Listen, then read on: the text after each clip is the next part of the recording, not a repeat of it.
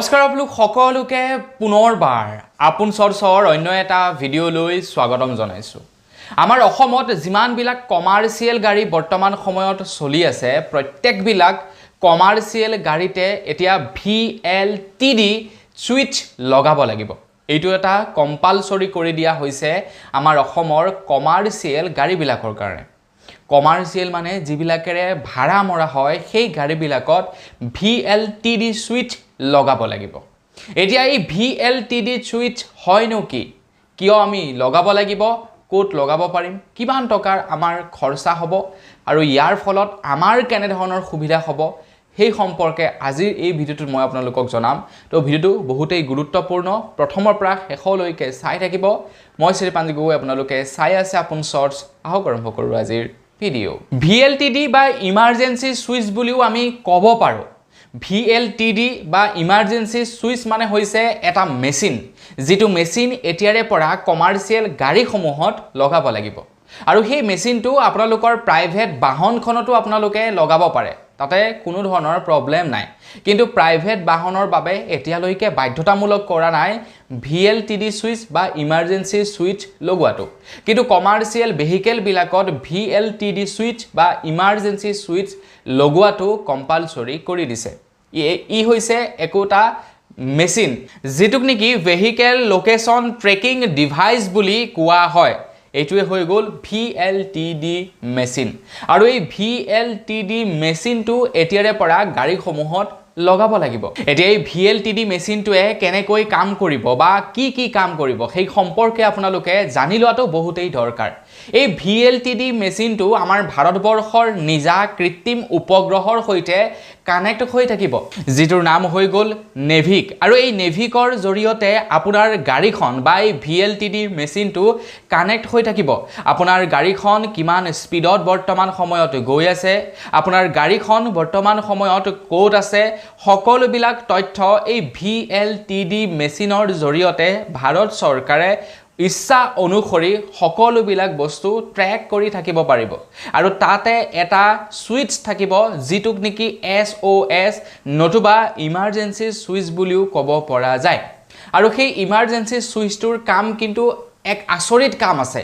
Main কামটোৱে হৈ গ'ল সেই ইমাৰ্জেঞ্চি সুইচটোৰ। এটা সৰু সুইচৰ কাৰণেই আপোনালোকে এটা মানে মিনিমাম পৰ্যায়ৰ মেচিন আপোনালোকৰ গাড়ীখনত লগাব লাগিব। সেইটো হৈ গ'ল VLTD মেচিন। সেই মেচিনটো গাড়ীখনত লগোৱাৰ পাছত মেচিনটো এখন চিম কাৰ্ডৰ জৰিয়তে ভাৰতবৰ্ষৰ নিজা উপগ্ৰহ নাৰ্ভিকৰ লগত কানেক্ট হৈ থাকিব। আৰু প্ৰয়োজন সাপেক্ষে প্ৰশাসনে বা চৰকাৰে আপোনালোকৰ লাইভ লোকেশ্যন ট্ৰেক কৰিব পাৰিব। আপোনালোকে ক'ত গৈ আছে, আপোনালোক বৰ্তমান কোন জেগাত আছে, সকলোবিলাক বস্তু এক প্ৰকাৰ ক'বলৈ গ'লে GPS বুলি ক'লেও বেয়া নহ'ব। এতিয়া এই মেচিনটো গাড়ীবিলাকত কিয় লগোৱাটো বাধ্যতামূলক কৰিছে? কাৰণ এই মেচিনটো যথেষ্ট টকা দি ক্ৰয় কৰিব লাগে, এনেই ফ্ৰীতে পোৱা নাযায়, টকা খৰচা কৰি ক্ৰয় কৰিব লাগিব। আৰু বহু লোকে হয়তো টকা খৰচা কৰি নলগাবও পাৰে। তো তাৰ কাৰণে চৰকাৰৰ ফালৰ পৰা এইটো এটা বাধ্যতামূলক নিয়ম বনাই দিছে যে VLTD মেচিন আপোনাৰ গাড়ীখনত লগাবই লাগিব।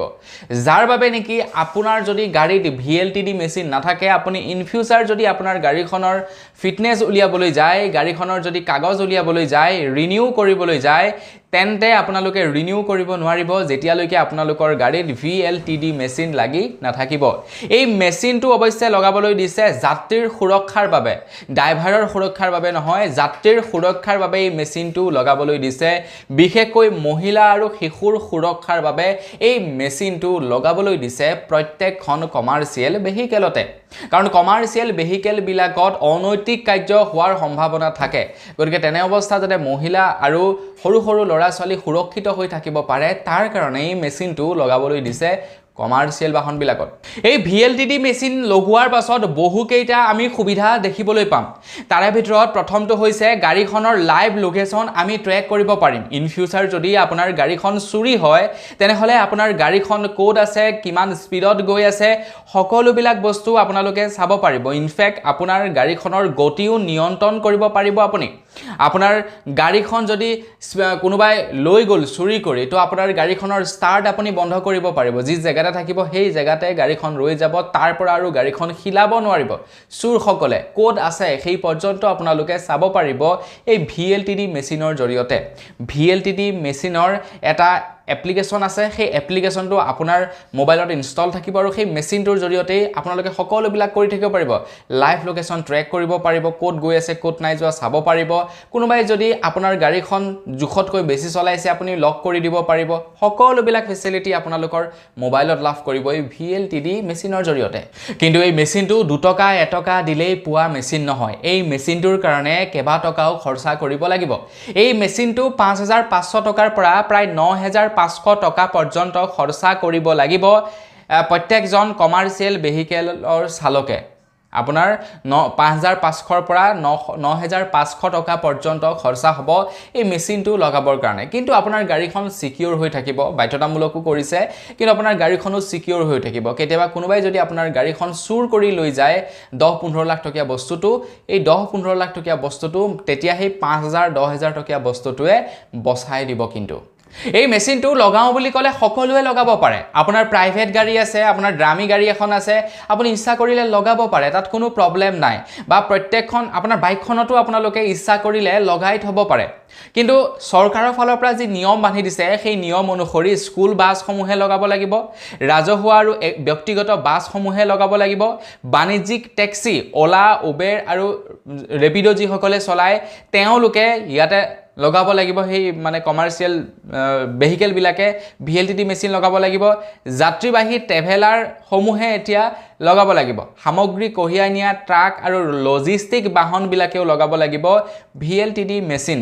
ভাৰতীয় AIS ধাৰা 140 অনুসৰি VLTD মেচিন লগোৱাটো বাধ্যতামূলক কৰিছে মোৰ মতেতো প্ৰাইভেট বাহন বিলাকতো VLTD মেচিন লগোৱাটো বাধ্যতামূলক কৰি দিব লাগে কাৰণ কমাৰ্চিয়েল ভেহিকেল বিলাকতেই যে বেয়া কাম হ'ব তেনেকুৱা নহয় প্ৰাইভেট গাড়ী বিলাকৰ জৰিয়তেও অপহৰণ হত্যা লুণ্ঠনৰ দৰে কাম-কাজ বিলাক হ'ব পাৰে আপোনাৰ ছোৱালীজনীয়ে যেনিবা স্কুলৰ পৰা আহি আছে আপোনাৰ ল'ৰাটো যেনিবা স্কুলৰ পৰা আহি আছে আৰু ল'ৰাটো বা ছোৱালীজনীয়ে যেনিবা গাড়ী এখন ভাড়া কৰি আহিছে তো হঠাতে গাড়ীখনৰ ভিতৰত থকা মানুহবিলাকে আপোনাৰ ছোৱালীজনীক যেনিবা অপহৰণ কৰিবলৈ ট্ৰাই কৰিছে বা কিবা বেয়া কাম কৰিবলৈ ট্ৰাই কৰিছে তেতিয়া ছোৱালীজনীয়ে গাড়ীখনতে এটা SOS বুলি লিখা থকা সুইচ দেখিবলৈ পাব আৰু সেই সুইচটো তেখেতে টিপি দিব পাৰিব আৰু সেই সুইচটো টিপি দিয়াৰ লগে লগে আপোনাৰ ডাইৰেক্টলি আপুনি যিটো স্থানত থাকিব সেই স্থানৰ ওচৰৰ যিকোনো এখন আৰক্ষী চকীলৈ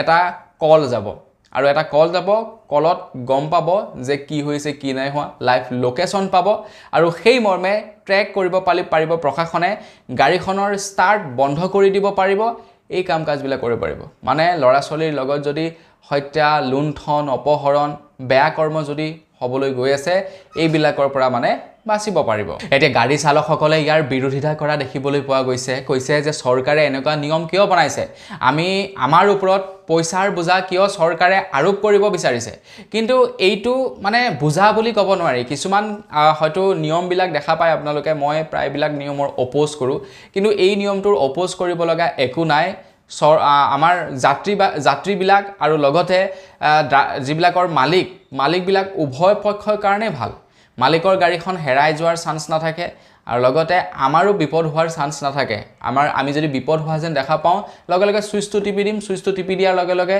ডাইৰেক্টলি ফোন এটা গুচি যাব আমাৰ ওচৰৰ থানাখনলৈ আৰু থানাখনলৈ ফোন যোৱাৰ লগে লগে পুলিচে গম পাব আৰু আমাক ট্ৰেক কৰি উদ্ধাৰ কৰিব পাৰিব গতিকে এইটো বেয়া কথা নহয় বাধ্যতামূলক কৰিছে ভাল কৰিছে এইটো কৰিব লাগে কিন্তু আমাৰ অসমৰ একাংশ মানে গাড়ী চালকে এই কথাটো ভাল পোৱা নাই চৰকাৰৰ এই সিদ্ধান্তটো ভাল পোৱা নাই এই সিদ্ধান্তটো উঠাই ল'বৰ কাৰণে আহ্বান জনাইছে এতিয়া কমাৰ্চিয়েলৰ কোনোবা মালিকে যদি এই ভিডিঅ'টো চাই আছে মানে কোনো গাড়ী মালিকে যদি এই ভিডিঅ'টো চাই আছে তেওঁলোকে লগাওক বা নলগাওক এইটো আপোনালোকৰ কথা মই খবৰটো দিব লাগিছিলে আপোনালোকক জনালো আপোনালোকে লগালেও আপোনালোকৰে হ'ব নলগালেও আপোনালোকৰে হ'ব যি হ'ব লগা আছে ইন ফিউচাৰ যদি গাড়ীখন কেতিয়াবা কেনেবাকৈ হেৰাই তেতিয়া আপোনালোকৰে লোকচান হ'ব যদিহে আপোনালোকক ইন ফিউচাৰ ৰোড পাৰমিট নিদিয়ে টেক্স নিদিয়ে ফাইন লগাই দিয়ে গাড়ীখন জব্দ কৰে আপোনালোকৰে লোকচান হ'ব মোৰ কথা হ'ল খবৰটোৰ সম্পৰ্কে জনালোঁ যদি লগাব বিচাৰিছে তেনেহ'লে জেনুইন এজেন্সি আছে য'তে ত'তে লগাব নোৱাৰি এইবিলাক এজেন্সি ল'ব লাগে তো সেই এজেন্সিবিলাকত গৈ আপোনালোকে লগাব পাৰিব সবতে নহ'ব কিন্তু ডাইৰেক্ট এজেন্সি থাকে এইবিলাক অনলাইনৰ পৰা আপুনি কিনিলে দোকানৰ পৰা কিনিলে লগালো তেনেকুৱা নহয় এজেন্সি থাকে তেওঁলোকে আপোনাক প্ৰপাৰ ইয়াৰ চাৰ্টিফিকেট সহ আপোনাক দিব তো আপোনালোকে সেই চাৰ্টিফিকেটখন পাছত দেখাব পাৰিব তো সেই হিচাপত আপোনালোকে লগাব লাগিব বুলি জনাইছে য'তে ত'তে নহয় কিন্তু প্ৰপাৰ এজেন্সি আছে এজেন্সিত গৈ লগাব পাৰিব তো বন্ধু বান্ধৱীসকল বছ আজিৰ ভিডিঅ'ত জনাবলগীয়া খবৰ ইমানটোৱে আছিলে খবৰটো জানি কেনে পালে কমেণ্ট ছেকশ্যনত জনাব যদি ভাল লাগিলে লাইক এটা কৰি দিব চেনেল যদি ছাবস্ক্ৰাইব কৰা নাই ছাবস্ক্ৰাইবটো কৰি ল'ব পুনৰ এটা ভিডিঅ' লগ পোৱাৰ কাৰণে বিদায় মাগিছোঁ ধন্যবাদ জয় অসম